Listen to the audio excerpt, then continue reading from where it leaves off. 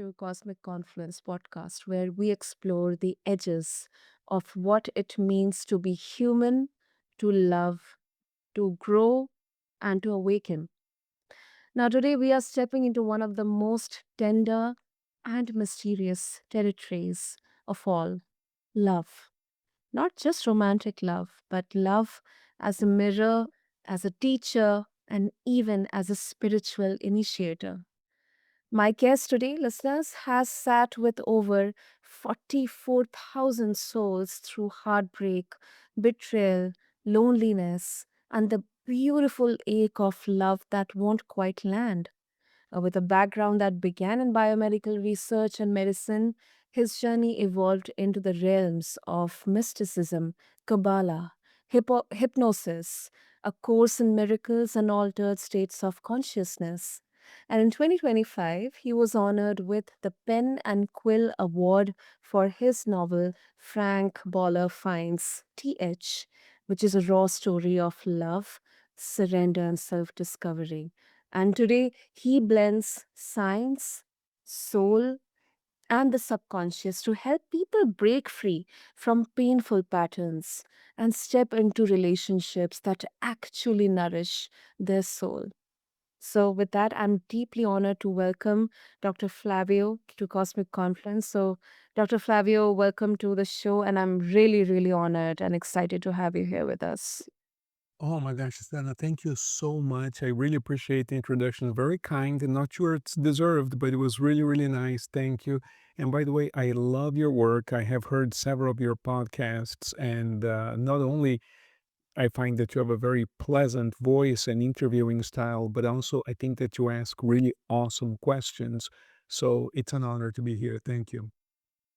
Oh, thank you. Thank you so much, Dr. Flavio, for your kind words. Um, um, uh, you often say that, and I absolutely agree with this. I'm thankful to all the conversations because each and every conversation is an opportunity for me to learn. So most life problems are relationship problems, and I absolutely agree because not only with people around us, we are in relationship with ourselves, our souls, our work, our identity, uh, with nature, with universe, with energy. And most relationship problems, they are spiritual problems in disguise. So that's something I'm really curious to know. What does it mean, and how exactly? I mean, what's your view on this? Yeah, so yeah, thank you for that. That's profound. So let's see if we can unpack that a little bit. So first of all, at least here in the West, you find that in our culture there is a fascination with love and sex and relationships, and we're all looking for a relationship or for a better partner. There's almost, and you can see, like, for instance, in the dating industry, like dating apps and stuff, they have Mhm. millions and millions of users and of all ages, and people are looking and hungry for relationships. And yet, when you talk to most people who have been in a relationship for any length of time, they'll tell you that they're not necessarily very satisfied, and they may have some issues, whatever, right? So then we Mhm. begin to ask ourselves, okay, what what is it that we expect out of a relationship that we're not getting? What is actually happening there? So the first thing that we notice when a couple comes to the office and the relationship is in trouble, the very first thing that we notice, and this is a model that I've been using since I started back in 1996. I've been saying that there are no relationship problems, there are personal problems that affect the relationship. Now, I'll get to the spiritual part in just a second, but let's start with the first part of that quote. There are no Mhm. relationship problems. And I say that because when a couple gets together, they like each other and they Mhm. become a couple. They have no problem becoming a couple. They don't need to come to the therapist's office to become a couple. In other words, they met somewhere, they liked each other, and they started a relationship. No problems there, right? So there are no relationship problems. They like each other. So eventually, as they get to know each other more and more and more, problems arise. And when you look at those problems as they define it, what you find is that you're really dealing with a personal problem. I'll give you an example. One person Mhm. might use drugs, and that may offend the other person. Those are Yeah. examples. But his or her use of drugs in this example is not really a relationship problem. That's a personal problem that's affecting the relationship. You might have another situation in which one party, man or woman, is promiscuous. They're cheating all the time. And then you say, well, Mm. we have a problem, a relationship problem. Well, we answering no, it's really a personal problem that is affecting the relationship, and on and on and on.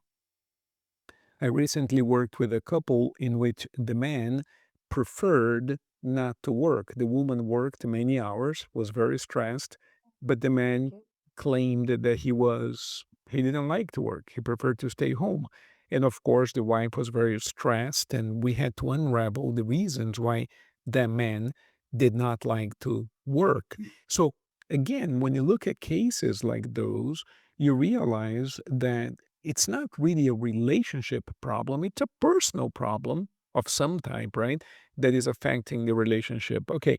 So that's the first part of the model. Then we go to the second one and you correctly quoted me when I say it's a spiritual problem in disguise. And what I mean by that is, you take any of those examples.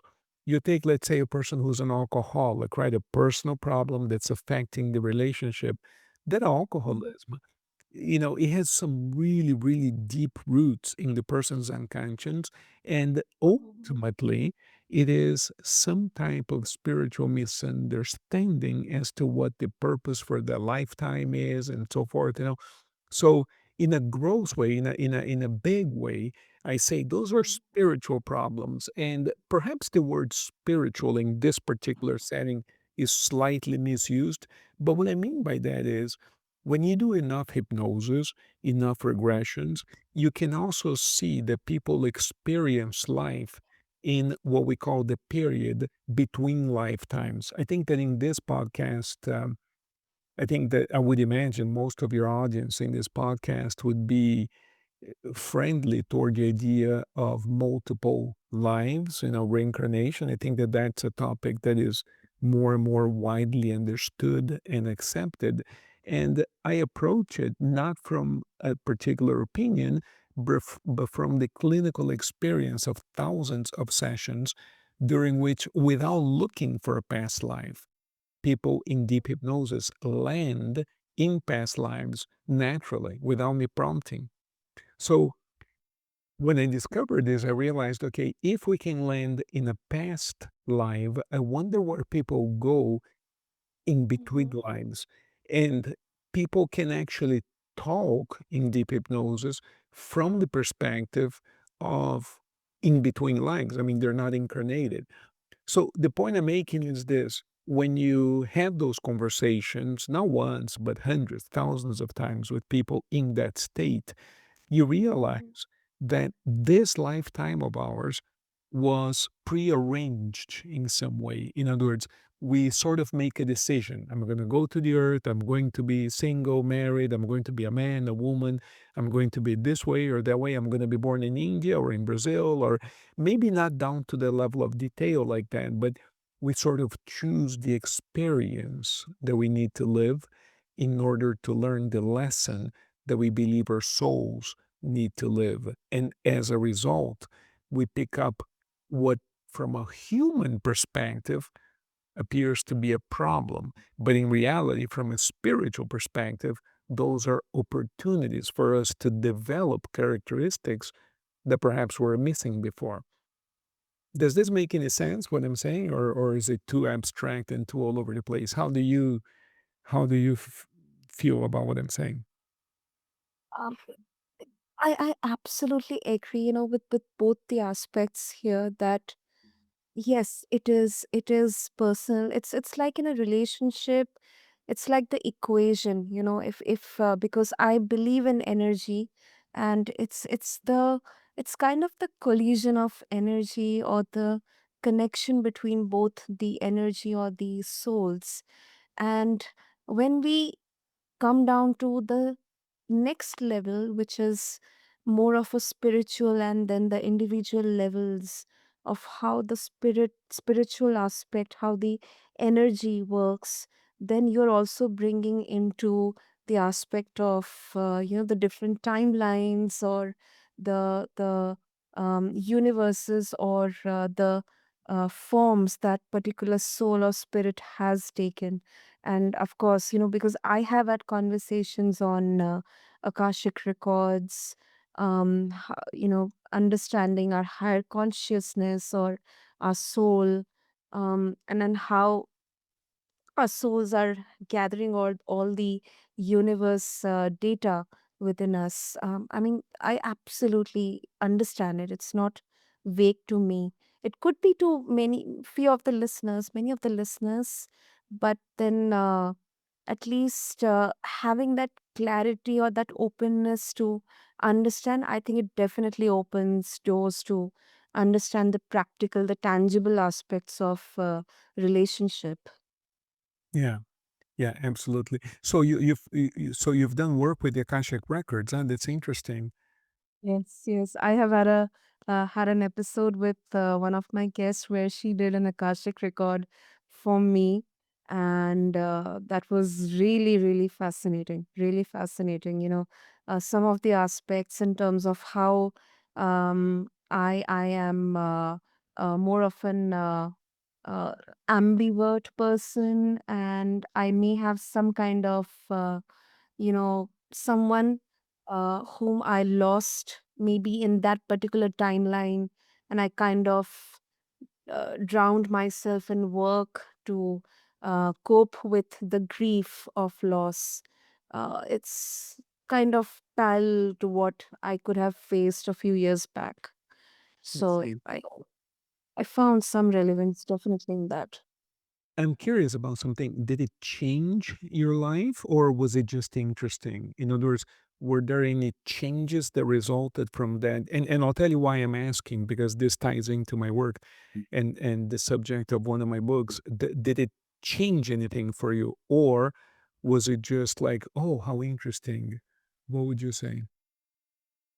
Um, so, Dr. Flavio, changed in the way that I have started to appreciate myself, not in some kind of egoistic or a sense of bravado, but appreciating my flaws, and as a soul, that yes, this is how I am, this is who I am, and I'm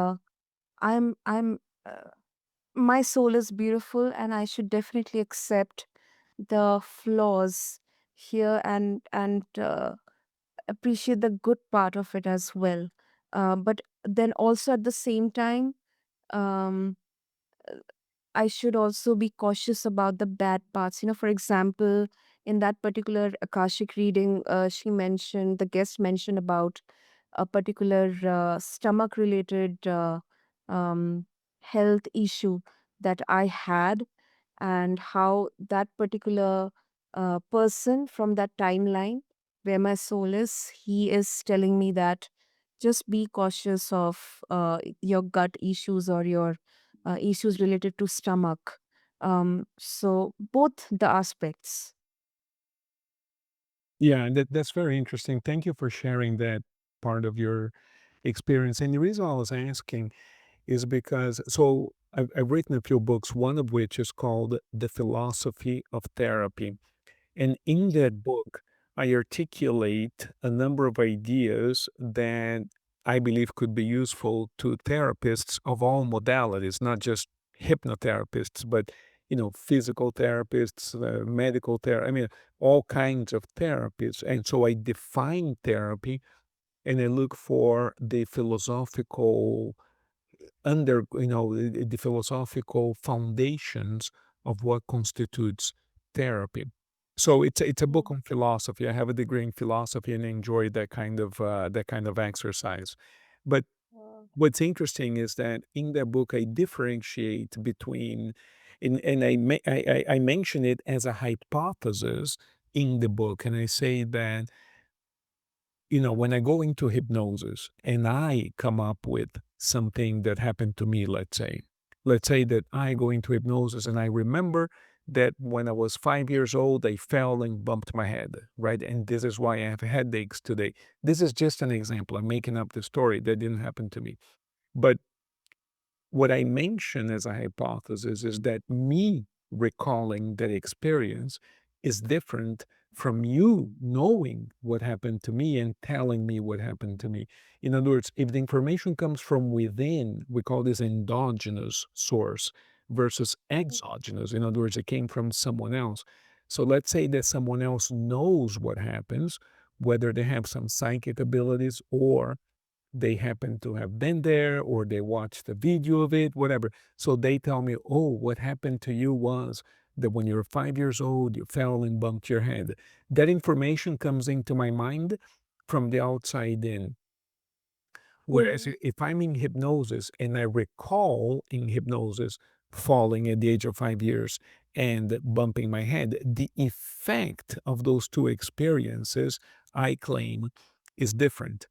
So, namely, if I recall it, there may be a strong emotional catharsis which may release any problems that I might still be holding on to.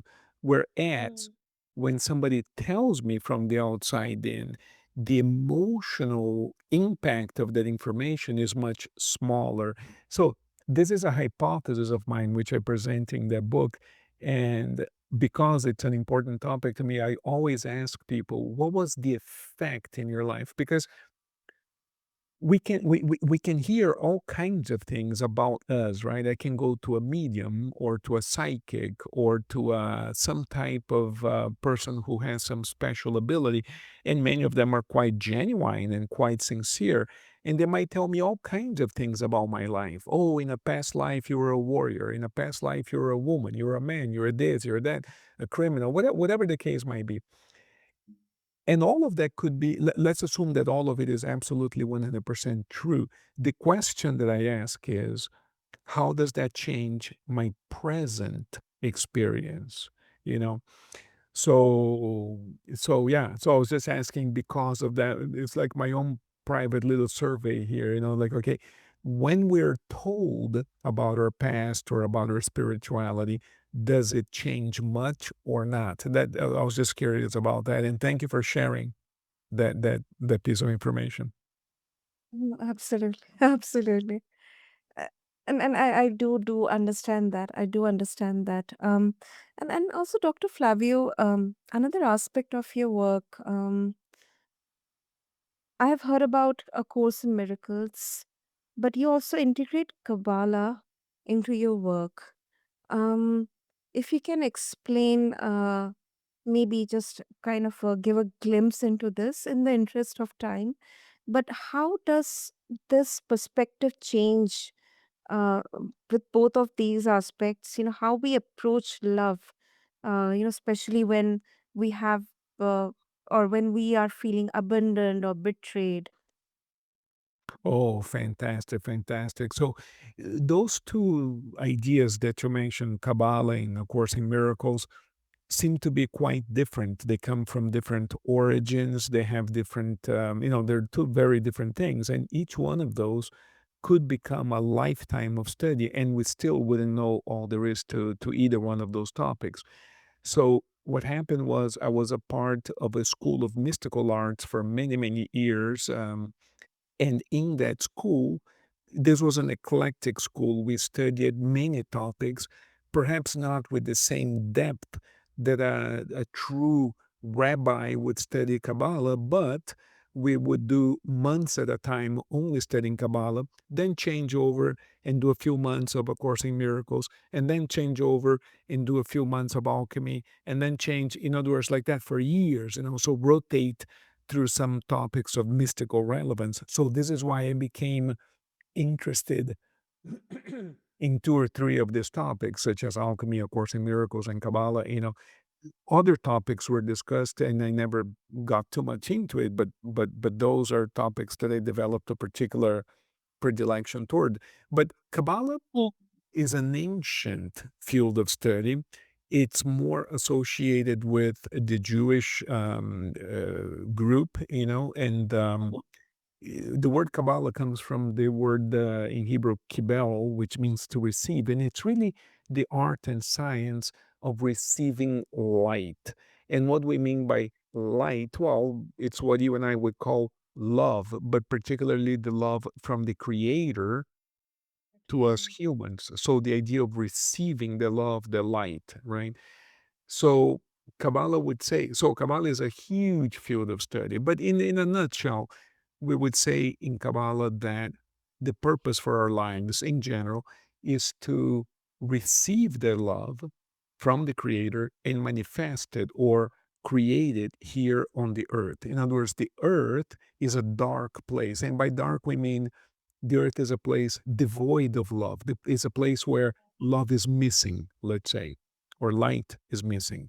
So every time that we can create light or love here on the earth, we're doing we're practicing the reason for which we were born, and we're becoming a little bit more God-like. The purpose is to eventually become one with God. That, of course, might take billions of years, whatever the case might be. But at that instant, when we are manifesting their love, at that instant, it is like we are very similar to God. And the more we do of that, the more godlike we become. So, in a nutshell, that's the idea of Kabbalah. Now, of course, in miracles comes from the early 1970s, I think. There was this professor at Columbia University, I believe, in New York, who started hearing voices. And now she was a professor of psychology. And as such, the idea of hearing voices seemed very strange and dangerous to her. But Okay. in accordance with the suggestion she received from another friend of hers who was also a professor of psychology, they started typing up whatever she was hearing in her head. She was hearing these voices and she started to take those notes and do what the voice was telling her to do. And they did that for years. And the compilation of all of those notes became what we know of today as what A Course in Miracles. Now, A Course in Miracles, if we were to summarize, it's a very lengthy, it's like 5 different books into one, whatever. If we were to take all of that into, in a minute here, it is really the idea of forgiveness, Mm. how to forgive, how to change our minds about anger, about resentment, how to actually forgive. Because, according to A Course in Miracles, when we forgive, we're becoming more God like. So it ties in a beautiful way with what we learn in Kabbalah. And it approaches the whole topic from an entirely different point of view. However, it goes toward the same goal, the same ideas. So I love that combination. And I still study both of those ideas back and forth, back and forth, back and forth. And I love the comparison because oftentimes I can understand a particular topic better when I look at it both from a Kabbalistic perspective and from the perspective of A Course in Miracles. Now, more specifically, when it comes to relationships, A Course in Miracles has a very, very interesting description or idea, or a chapter, if you will. It's not quite called a Mhm. chapter, but it has a subtopic within the Course in Miracles that specifically applies toward relationships that I find to be fascinating. And that is the distinction that they make between special relationships and holy relationships. That's how they call it. So a Mhm. special relationship is one in which there is almost like a transaction. I'll do a few things for you if you do a few things for me. Most Mhm. relationships in our culture here in the West are special relationships as A Course in Miracle defines them. In other words, it is a relationship of convenience. I'll take care Yeah. of you, but you have to take care of me. we do each other favors in a sense, right? In Yeah. contrast to what A Course in Miracle calls a holy relationship, which would be much more based on the idea of love in a spiritual sense. And what that means is that we give light or love toward one another without attempting to receive anything in return. Now, we don't know how to do that perfectly or fully because we're humans, but the extent to which we can transform our relationships from special to holy, the extent to which we can do that is the extent to which we are growing spiritually, according to A Course in Miracles. So I find it to be a fascinating idea and one quite relevant to the work with relationships or singles or couples at the office. I find it to work really, really well. Wow. That's such a beautiful explanation, Dr. Flavio. Especially thank you for making me revisit A Course in Miracles. And I believe even if it's different cultures, the origin stories are different. Um, but the basic, the fundamental, concept or the fundamental vision is the oneness. It revolves around love. And it's like a relationship with divine, which is our most primary relationship.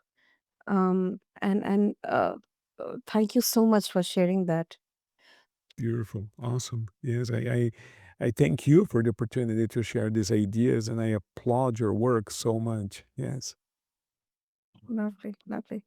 So before we wrap up, Dr. Flavio, um, many of our listeners are seekers, including me.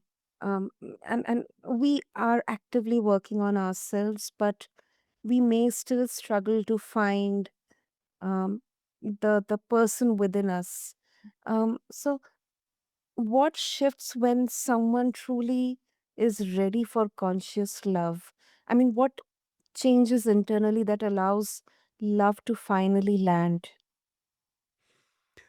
So, in practice, I think that there are two answers to your question. Another fantastic question, by the way. I think that there's a theoretical answer, and in my view, there's like a practical answer in terms of what happens most frequently. The theoretical answer is what shift is what shifts is the perspective that what we're looking for is outside of us to the Mhm, perspective that what I'm looking for is inside of me. So I might be unhappy because I don't have a spouse. I'm giving you this as an example, right? So I'm looking for a spouse or a partner mhm, out there in the world. That's one perspective. When we shift that into a different perspective, which is, yes, I'm missing something, but what I'm missing is actually inside of me. When that shift takes place, then everything changes for the person. I would say that's the theoretical answer. And I say that because in practice, it's very difficult to go through that transition or that transformation just because, just, oh, one day I woke up and I decided to look within, it typically, or at least in our culture, it doesn't happen as often. More often, what we find is that a person goes into a crisis. In other words, mhm, they have a life, they're doing whatever they're doing. Suddenly, something terrible happens and to them or to somebody they love or whatever, and they have a crisis, a personal crisis, and they embark on a journey to solve the problem or to fix the pain or to heal from that crisis. And along the process of healing and changing, they discover something about themselves that they didn't have before. So that perspective will shift from looking out there for what I want and need to a perspective of looking in here for what I want and need.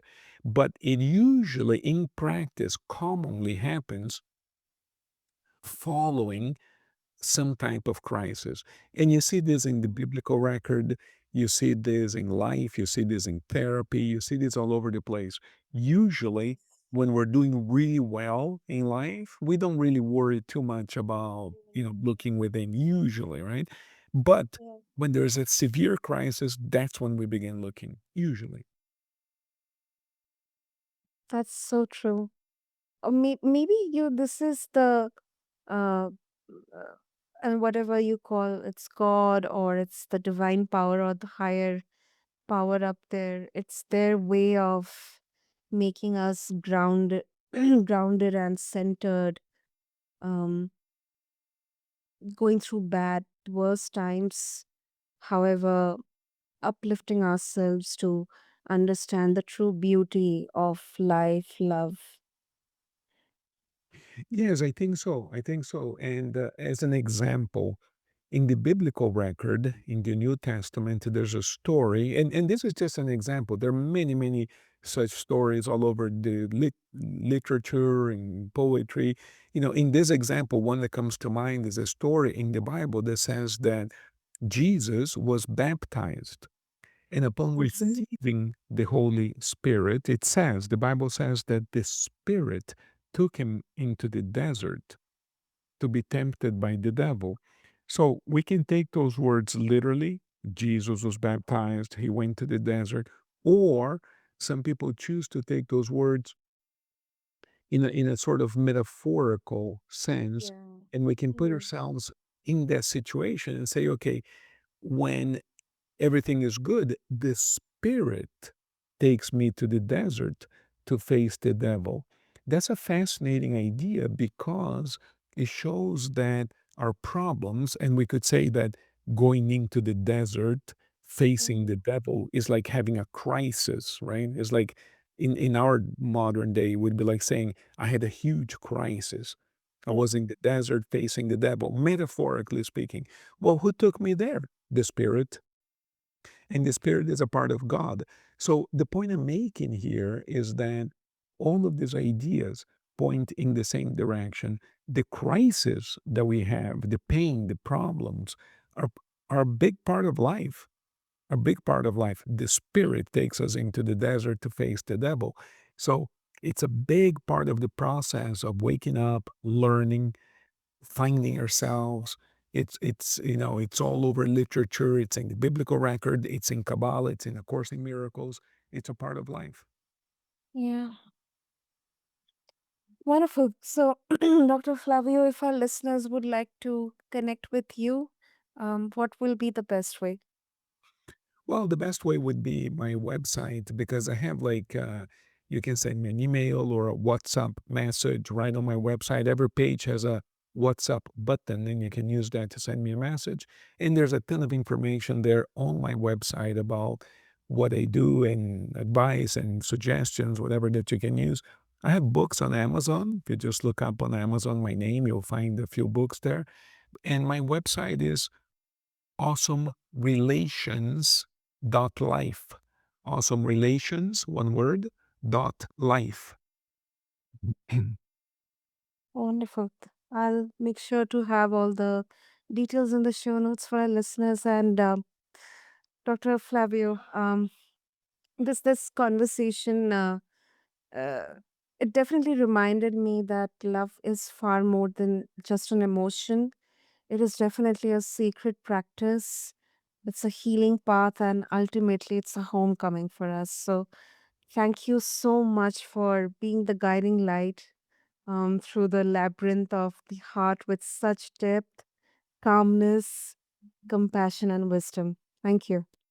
Thank you so much. And I really, like I said earlier, I really love your work. Thank you so much for the opportunity and mega blessings to all of you. Thank you so much, Dr. Flavia. And thank you to all of our listeners for being a part of this beautiful cosmic journey. And I would just like to say that may you hold your own journey with tenderness, knowing that every ache, every longing, every relationship, even the difficult ones, they are shaping you for the love that's meant for you. Until next time, this is Cosmic Confluence with Love, your host, Sana. Thank you.